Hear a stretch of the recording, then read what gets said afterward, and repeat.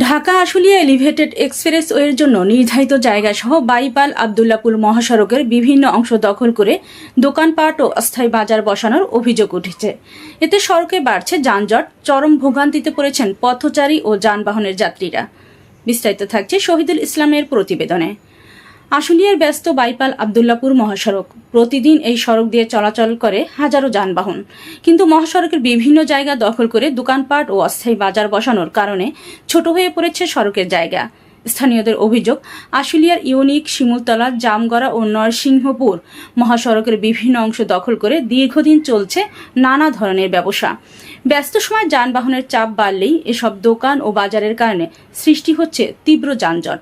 সরজমিনে দেখা যায় সড়কের জায়গা ও আশেপাশের অংশ দখল করে বসানো হয়েছে বিভিন্ন দোকান।